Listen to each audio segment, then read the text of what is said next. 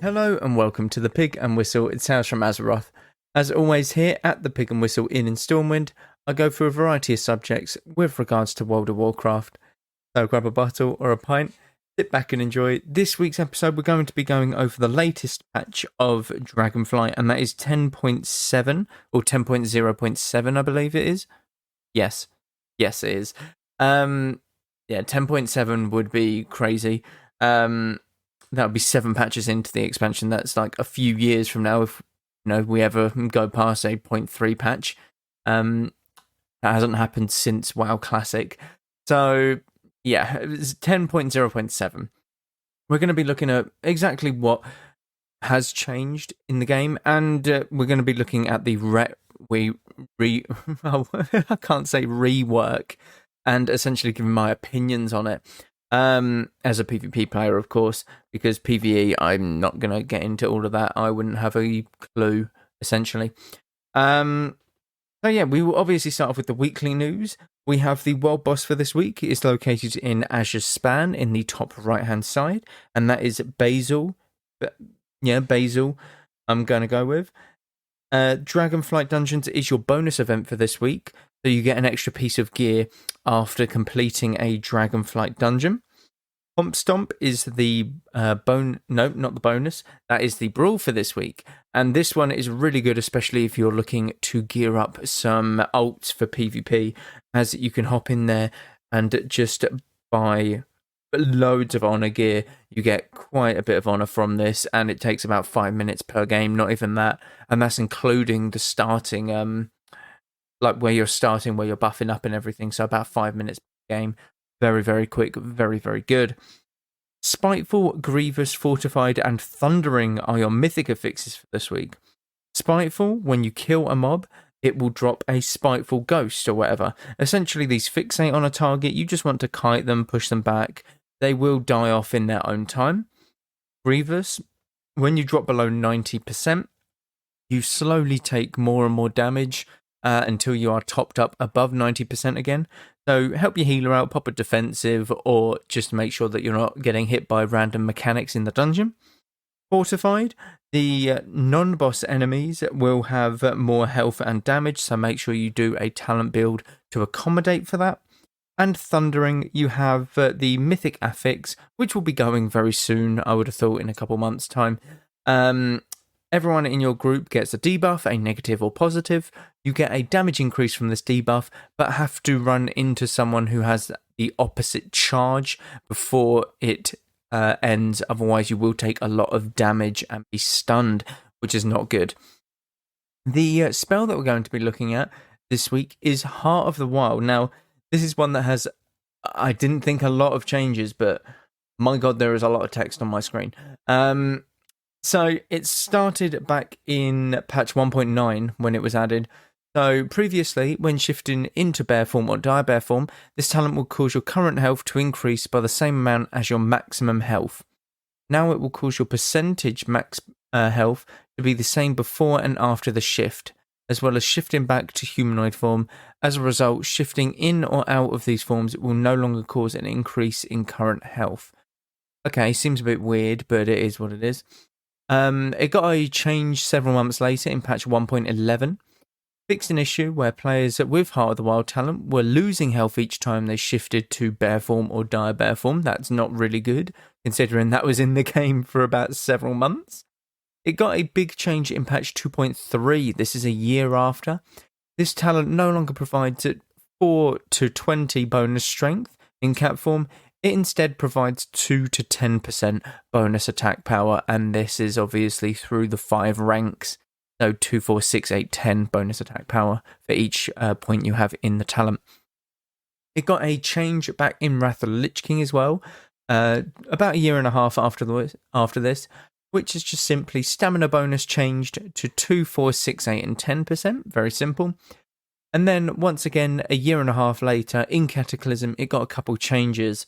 Moved from tier 6 feral combat to tier 1 restoration, reduced from 5 ranks to 3. Seems very weird that this goes from 6 in the feral talent tree to 1 in the resto, like the top talent. Seems very weird. And the bear form stamina bonus from the talent is now 2, 4, and 6%, down from 3, 7, and 10%. So just a little nerf there, essentially. Now, here's where a lot of the things like change with Heart of the Wild, because they were just sort of a passive stamina increase, damage increase, that kind of thing. It became a cooldown. So in Mists of Pandaria, it had a few changes. Significantly redesigned as a level 90 talent for druids instead of a tier 1 restoration talent.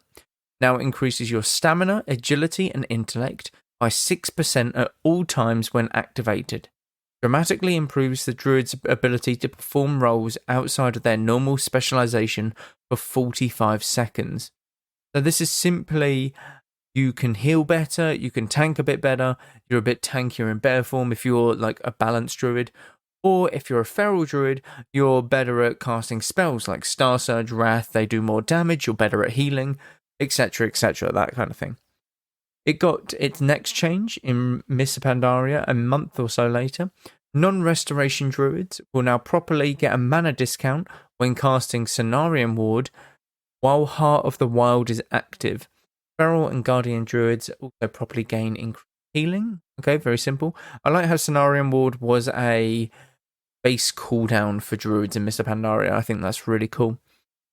It got a change a year later. When activated, now also provides a 25% bonus to healing for restoration druids. So this is just straight up a healing cooldown. You do more healing as a resto druid, which is really good, by the way. 25% is nothing to scoff at. It really isn't, especially in like PvP. And then it got a few months later, it got a bit of a tweak. So Heart of the Wild now provides the following benefits from PvP power when activated. Restoration druids now receive 50% of their PvP power applied towards damage while the ability is active, down from 100%. And feral and balanced druids now receive 100% of their PvP power applied towards healing, down from 120%. So a slight nerf in this regard. Then it moves on to Warlords of Draenor. Now, again, it's been redesigned. Now it improves the druid's abilities in the 3 specialization roles when activated: healing, tanking, spell damage, and melee damage. The old one was increases stamina, agility, and intellect, and then obviously it improves the, like, essentially the other things that a druid can do. So here's what it is now. So, okay. So this is what it did when you weren't in these forms. So say you're a boomkin, a balanced druid. If you were a non-guardian druid, you would, while in bear form, your agility, expertise, hit chance, armor bonuses increased.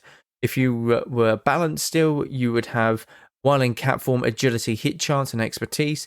And then still balance, your mana cost of healing spells reduced by 100%, etc. And then vice versa for all of the others. So if any of the other specs, healing, feral, or guardian, you would, for balance, spell damage and hit chance increased, mana cost of damage spells reduced by 100%. So depending on which specialization you were, you would get 3 of these. You would get not your one, but the 3 others. There were a couple hot fixes. Heart of the Wild's bonus are now halved when using PvP combat, massive nerf, and now increases spell damage by 150%, down from 200, and agility in cat form by 75%, down from 110. That, again, is another nerf. It's not great. And then sadly, in Legion, it was just removed. It was gone. It died. A year and a half later, it died. Brought back in Shadowlands, though. Wow. Brought back in Shadowlands 4 years later, because obviously Battle for Azeroth didn't reintroduce it. Re-added and redesigned it as a level 35 talent, was level 90. Now empowers your Chose affinity? I think that's meant to say chosen affinity when activated, and shifts you into the appropriate form upon cast. So this is basically just now empowers your chosen affinity. Oh, yes. So what this means is you could, in the druid talents, essentially you could have a feral affinity, a guardian affinity, or a resto affinity, and this would empower your spells and give you extra spells depending on which you picked. So I picked Guardian Affinity in Shadowlands, which gave me a Frenzy Regen, Iron Bark, and stuff like that. If I'd picked Heart of the Wild with it, it would have made it so that I get 2 extra charges of Frenzy Regen and stuff like that. That's what it means. And then obviously it got one change in Dragonflight. It is now redesigned as a Road 10 class talent tree, the very bottom, and now empowers the abilities not associated with your specialization. So it's kind of gone back to that Missa Pandaria phase where essentially everything else is good, but it isn't a big DPS increase. That's the thing. Like, you can heal yourself better, you can be a bit tankier, stuff like that. But essentially, you want to use this if you're using, say, Nature's Vigil for druids, because Nature's Vigil is just healing you, and your healing is empowered a little bit by that.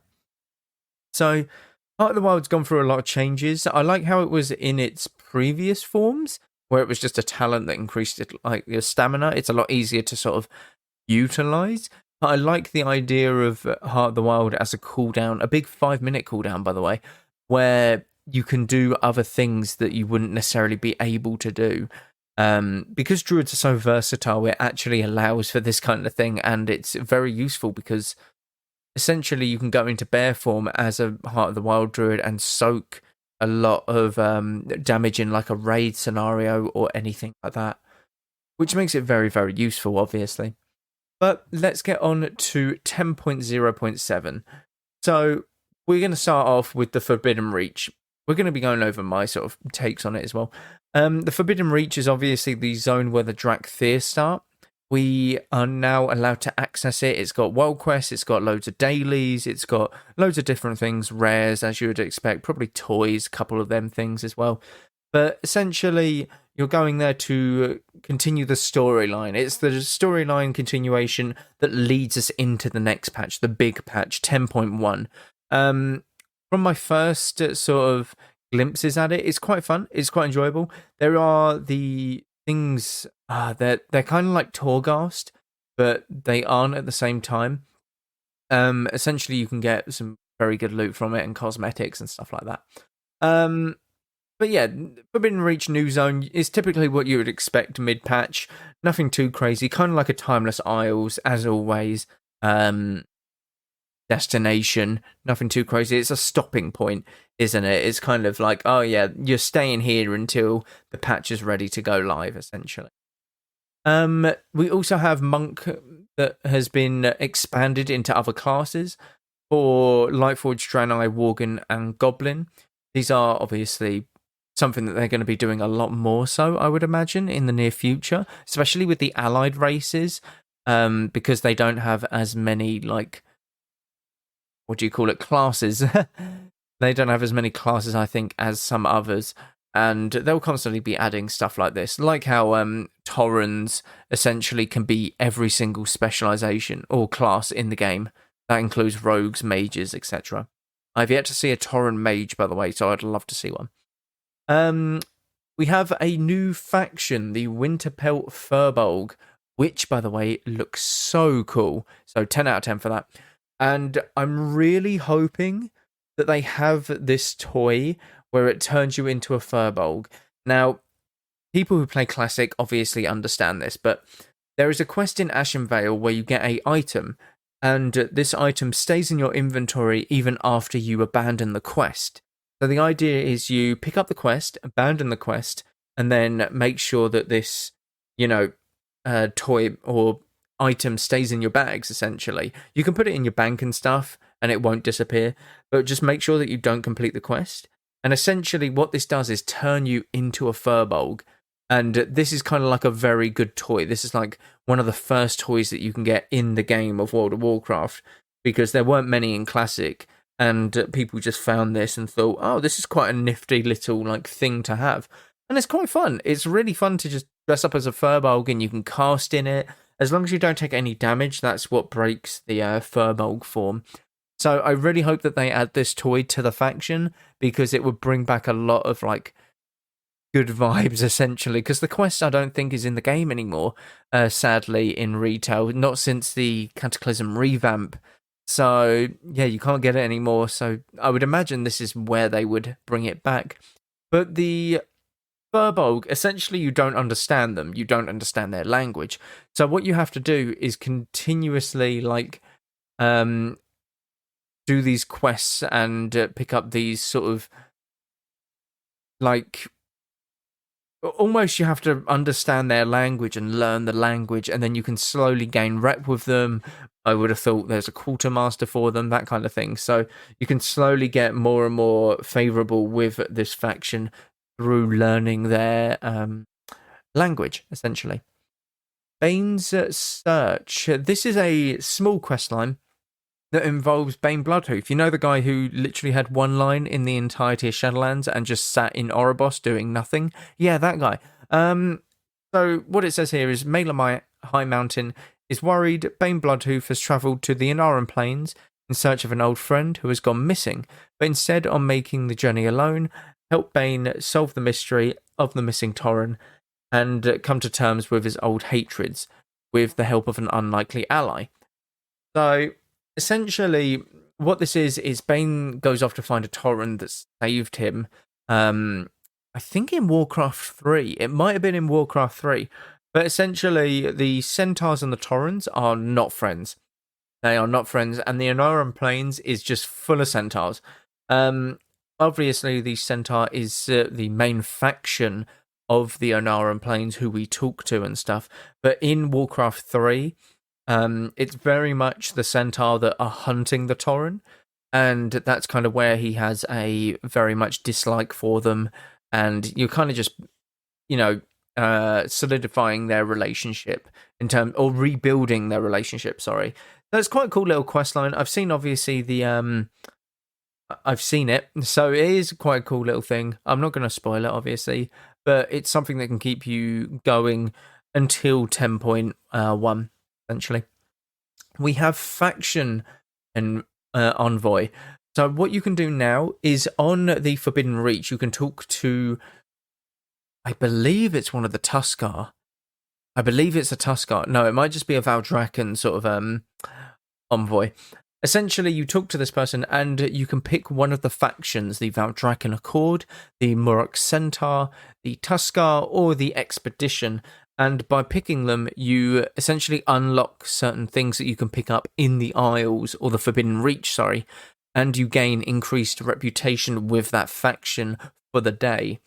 So it's not crazy, it's like 10% increased faction rep, but the items that you can pick up throughout the Forbidden Reach give you a lot of reputation. So this is a sort of catch-up mechanic, essentially, for reputation, which is absolutely huge. And I rate that so much. That is such a good thing that they have not done in the past, and they really should have. They should have implemented this in, like, other things, like if you want to go to Argus or something and get the, what is it, the Draenei rep or whatever, the Argusian Reach rep, you could pick between them two, and you can just, all of the, like, Reach rep that you would have gotten transforms into Argusian Reach or whatever, that kind of thing. This is for farming older faction reps. I think that would be really good. So this is a really good start and a catch-up mechanic already, and it's not even been a major patch, so massive W for this. Orc and human heritage armor. Now, the orcs look so badass. Like, the shoulder piece for plate wearers, Jesus, that looks so cool. It's absolutely amazing. The human one, yeah, you look like a human. The shoulders, again, for like human plate wearers, I think, is really, really cool. It's like a falcon or, some sort of bird. Whereas, I mean, it doesn't compare to the orc heritage armor, in my opinion. The plate shoulder is so beefy. It's unreal. It's a giant skull on the shoulder pad. It's kind of like, yeah, I'm really powerful and I killed this thing by myself kind of thing. So both of them really good. They each have their own, obviously, cinematics and stuff like that that go back in time and show you different parts of the history, which is really cool. But yeah, they will be doing these for each and every faction, and not faction, race very soon. So having the original humans and orcs one obviously makes sense, like that they've added that so early. The Recruit a Friend rewards have also got an update. So all the rewards are arriving to a Recruit a Friend program, letting you bring a new and returning friend to World of Warcraft. This is just like another mount, I believe, and a bit more transmog, stuff like that. They're switching it up a bit, which is really cool. Nothing too crazy. It's just if you do the Recruit a Friend. And the biggest part is Ret Paladins. So obviously Ret's got like a massive rework. They had their entire talent trees reshaped, scrapped, everything like that. And basically they're very tanky. From a PvP perspective anyway. Sorry if you can hear my chair. It is very squeaky and I don't know why. I need some WD-40. Yeah, they are super tanky. So Retribution Paladins before had obviously Bubble, Shield of Vengeance, some heals, that's kind of it. But since then, they've had massive changes in their passive healing through, God, I don't even know the name of it. It's Rune of Dawn or something. You have Vengeance, which now heals for 1% instead of a damage amount. You have Flash of Light instant casts. You have so much. You have a different defensive in Spell Warding Bubble, so a magical bop. You have a wall, a 1 minute wall, which is a 30% damage reduction. You're just so passively tanky and useful. It's unreal. It's absolutely unreal. And honestly, Paladins have never been good in PvP. Well, Ret Paladins have never been at the top of the top. There's always like Ret Warrior, like that sort of comp, but you'd never have it above Ret DK, like TSG or Demon Hunter, DK, anything like that, because everything else just trumped it. Paladin was way too squishy as a class in order to do anything. It was all burst or nothing kind of thing. But they've really put it into consistent damage. 1 minute on Avenging Wrath, which is insane, by the way. Absolutely crazy. You have just massive passive heals, as well as that, like, your damage is very, very consistent now. It's never like a dull moment. You're constantly getting smacked by the Paladin, so you need to kite him very efficiently. But even then, he's got 2 charges of his Divine Steed, which is 8 seconds of a mount, essentially. And you can have that for longer. You can have that up to 12 seconds if you take the talent where it increases it by 2 seconds. So, yeah, 6 seconds per steed, absolutely crazy. It's nuts. They're absolutely insane. And they feel a little bit crazy. Maybe to the point where you didn't necessarily need the 1 minute wings. Especially because 1 minute wings, there is no downside to it. There is no downside. It wasn't nerfed because you get 1 minute. No, it's just straight up. It's gone from 2 minutes to 1 minute. It's kind of like if you were to throw Incarnation into a 1 minute cooldown. I couldn't imagine that. Like, Incarn has a 10% crit chance and a 10% haste buff. What Wings does is increase your damage by 20%, just your damage alone, as well as multiple other things. I'm pretty sure it's like other things with crit, obviously, you can get, but oh no, it's just damage and healing, but you can get crit and stuff through PvP talents like Justicar's Vengeance, I'm pretty sure it's called, in PvP. When someone's CC'd, you just gain 6% more crit, and that stacks twice, and who's not in CC in PvP, essentially? So you're having 12% increased crit chance, as well as just 20% increased damage and healing, and this is on a minute cooldown, which is absolutely insane. They have definitely risen to the top. They really have risen to the top of PvP. Well, for the past few days anyway, everyone's playing them. It used to be rogues you see everywhere, assassination rogues, but nope, it's paladins now. It's just paladins. Paladins, Ret Warrior. I've seen double Ret twice today when doing my like PvP, my arenas. It's absolutely crazy and it's ridiculous. But at the same time, I'm not too upset because Rets have never been the best in arenas. They've never been at the top, and I think it's only fair that, you know, they get some sort of spotlight for once. I'm saying this because Boomkins have never really been at the top, so I would love to see Boomkins get like a massive buff. Just throwing that in there in case any Blizz dev is listening, please buff Boomkin. They need about a 50% damage increase on their incarnation. Just saying. So yeah, the real winner in this patch is Ret Paladins more than anything. Maybe Paladins in general, to be honest, but mainly Ret. So you have a couple more things with dragon riding as well. You have more customizations as well as you